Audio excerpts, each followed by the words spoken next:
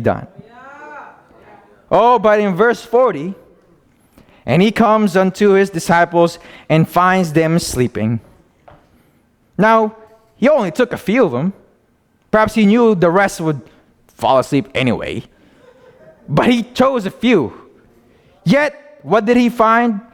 He found them asleep. And said unto Kepha, what? Could you not watch with me 1 hour? Kepha's probably thinking, Master, I know you said they're going to arrest you. I know you said they're going to come and kill you, but it's like 3 a.m. Can we just get some sleep? Maybe that's what he was thinking. Because they just did Pesach. So, Peter, in his mind, I just want to go to sleep. I've gone through that a few times where you just want sleep. The last time it ever happened to me was I was studying for the MCAT. It was the big exam that all pre-med students take to get into med school. And it was the night before. And every night before that, I was fine. I wasn't worrying. I wasn't stressing, so I thought. And I was sleeping fine before. But the night of, I went to bed, maybe 9 p.m. I was like, I'm going to go to bed early, wake up like I normally do, get some rest, and do great on this exam. But from 9 a.m. till 6 a.m., I was wide awake. That has never happened to me before. At some point, around 4, maybe 3 a.m., I was crying. I was like, please, I just want to sleep. That's what I said. I was begging Almighty to just do something. Make me fall asleep, because if I'm going to take this exam with zero sleep, I know I'm not going to do my best. But would you look at ya? Who's in med school now, huh? Hallelujah! So maybe that's what Peter was saying. Master, Rabbi, let me sleep. That's what he was saying probably, huh? Well, he says one more time. Verse 41. Watch and pray, that ye enter not into temptation. Here it is. The spirit indeed is willing, but the flesh is weak. That's why Yeshua was lonely. He was only with them for 3 years. But they were, he said, those who do the will of my Father in heaven. They are my mothers. They are my brothers and my sisters. But he knew he was about to leave them. He loved Lazarus. That he wept that they could not have the faith to trust in him when he died. Yeshua said, how long will I tarry with you? He said those things, right? But here he is saying, I wish I could stay. Even Yeshua felt the loneliness. Even Yeshua felt like no one was around him. That he was asking his disciples, knowing how they are, let's be honest here. Almighty knew them, and Yeshua in turn knew them before he even chose them. They were to be his disciples, whether they knew it or not. Who would have thought, Shandon, you're fishing on a boat, or trying to fish, not catching anything, tossing a net here and there, working. You know you got to pay your taxes, but you're not catching anything. And this strange man who hasn't cut his beard in who knows how long comes up to you, hey, throw it on that side. And you're like, okay. I threw it on that side like 5 minutes ago. I caught nothing. But he obeyed. And then years later, there they are. Almighty just asking for one thing. Watch with me and pray. After all the miracles they've seen, they probably thought, no one is going to kill this man. No one can kill this man. And indeed, no one can. Yeshua himself said, they're not killing me. I laid my life down.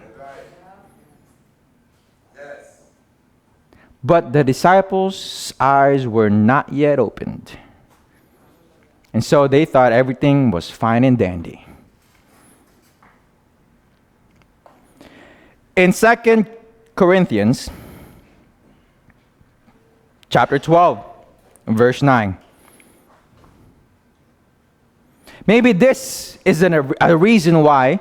Now, depending on how the Spirit in us settles and accepts this answer, but I believe this is a reason, one of the reasons why sometimes we could pray and pray, and it just seems like nothing is happening. I mean, Sister Deborah, I don't know if I can wait 14 years, 14 more years. I'm only 24 years old, but 14 more years? I don't know. Shannon, back me up here, brother. He can wait 14. Well, there you go. Shannon is a patient man. But like Yeshua said, let not my will, but your will be done. If it's 14 or, Father, please let it not be 50. I'll wait, but you know. But this is probably why if Father Yahweh forbid, if he makes me wait that long, I hope he tells me this. After I've asked and asked and asked, maybe he'll tell me this, what he told Saul.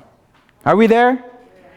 And he said unto me, my grace is sufficient. My power is perfected. It is perfected in weakness. Hopefully, if we hear that in our minds, that small, still voice telling us, after we prayed for the same thing over and over and over and over and over and over, and we hear that word from All Maria telling, my grace is sufficient. Hopefully we say, then gladly, Saul said, most gladly then, I shall rather boast in my weakness, so that the power of Messiah rests on me. That's the goal. But this is the Saul we're talking about, who was beaten with whips 5 times, 39 times. Right? 40 save 1, 5 times. He was thrown out, beaten with rocks. Now you think the thorn on his back or wherever it is, he could get that healed. He has healed through the power of All Maria and Yeshua many people. He's performed many miracles. But he has a thorn on his flesh. And this thing, All Maria said, no. I will keep this on you, because my power is strong through your weakness. Because maybe when we feel so high, sometimes at some point I realize that it's like a roller coaster. Our walk with the Father feels like a roller coaster. It's never just, no. Sometimes we're riding high, it's nice, it's cozy, and then we go a little dip, okay, that's fine, we can make that. And sometimes we're going high and high again, and all of a sudden, when you're looking up, because that's what happens in a roller coaster, right? You're looking up thinking, oh, it's great. You've been on a roller coaster, little friend? Yeah. How'd that feel when that go down like that, huh? I bet you was screaming, Daddy! No? That's what it feels like. The ground slips out from under you. You're falling and you don't know how long you gotta fall. You can't see the end of the tunnel. And you're wondering, Did I do something wrong? Then we're thinking, we're comparing ourselves to you of now, huh?